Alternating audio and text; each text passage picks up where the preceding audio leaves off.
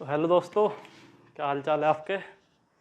उम्मीद है स्वस्थ होगे, मस्त होगे और हर रोज़ कुछ ना कुछ नया सीखने का प्रयास कर रहे होगे, सीख रहे होगे। तो उम्मीद है आप स्वस्थ हो। तो आज हम क्या देखने जा रहे हैं, अपना वीडियो लेक्चर नंबर 6। और इस वीडियो लेक्चर में हम देखेंगे प्रोनाउन को, जो हमने पढ़ लिया है उससे आगे जो भी अब पार्ट बचा हुआ है। मैंने बता दिया था आपको कि प्रोनाउन होता क्या है, कितने प्रकार के होते हैं। 9 टाइप्स लिखवाए थे मैंने, उसके अलग अलग 9 प्रकार के होते हैं प्रोनाउन। और आज उसी क्रम में हम देखेंगे कि प्रोनाउन वो फर्स्ट नंबर देखेंगे उसका। फर्स्ट नंबर जो था पर्सनल प्रोनाउन। ठीक है, वे 9 टाइप लिखवाए ना, उन 9 में से एक टाइप है पर्सनल प्रोनाउन।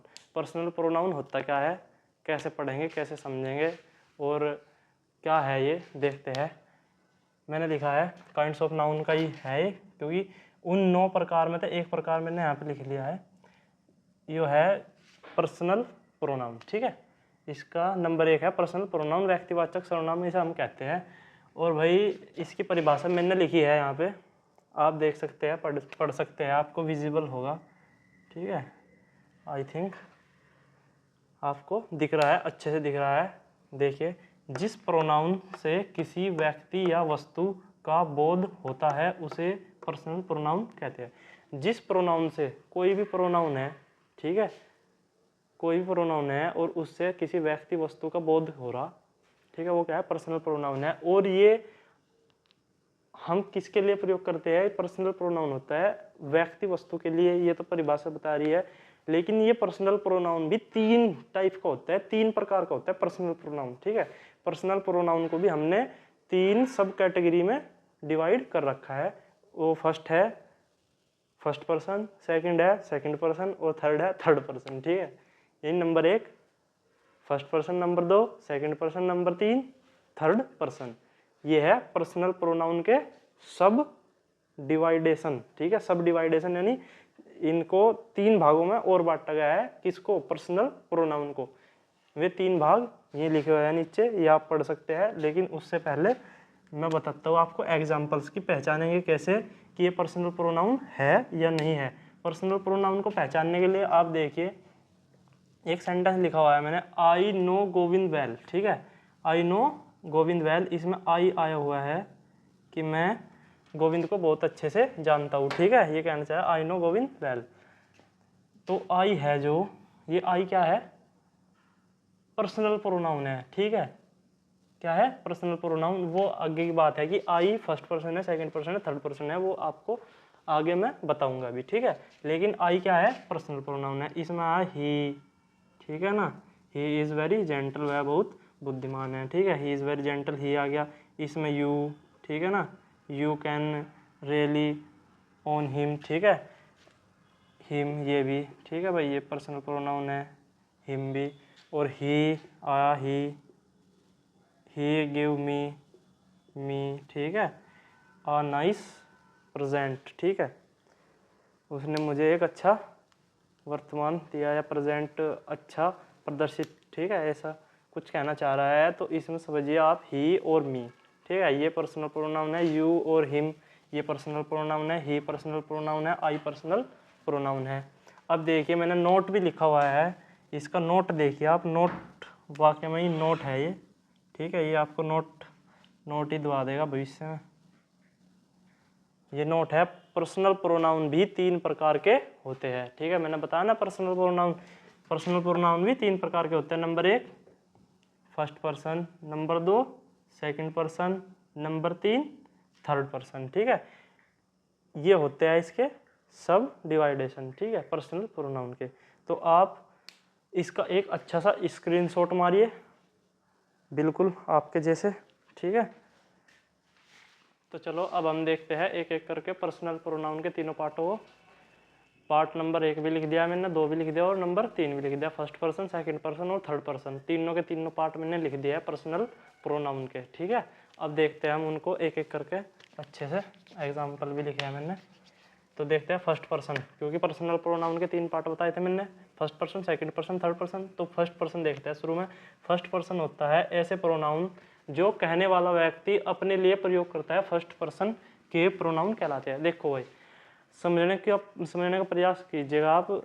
जो अपने लिए मैं हूँ, ठीक है, मैं अपने लिए आई, वी, यू, इनका प्रयोग, यू नहीं, लेकिन आई और वी, ये देखिए मैंने लिखा है I, we, me, us, mine, ours, ठीक है, इनका प्रयोग करूंगा मैं अपने लिए। ज़्यादातर मैं आई का प्रयोग करता हूँ, ठीक है, आई का, और हम 2-3 जने हो गए यहाँ पे उपस्थित, तो वी, ठीक है, यानी हम। आई और वी का ज़्यादातर उपयोग हम करते हैं अपने लिए, तो वो क्या है, फर्स्ट पर्सन, ठीक है। तो फर्स्ट पर्सन देख कहना वही चाह रहा है। आप परिभाषा देख लीजिए, उसकी डेफिनेशन भी लिखी है मैंने, हिंदी में ही लिखी है वो भी, ठीक है। I, we, you, us, mine, ours, ठीक है। माइन मेरे लिए, आवर्स हमारे लिए, मी इसका क्या है, ऑब्जेक्ट है आई का, ठीक है। ये आपको समझ में आ जाएगा बाद में, लेकिन ये क्या के लिए प्रयोग होता है, मी मेरे लिए, वी भी हमारे लिए, आई मेरे लिए, ठीक है। ये प्रयोग होता है, फर्स्ट पर्सन के प्रोनाउन होते हैं, क्या के लिए होते हैं, फर्स्ट पर्सन के, जो कहने वाला व्यक्ति अपने लिए प्रयोग करता है, ठीक है।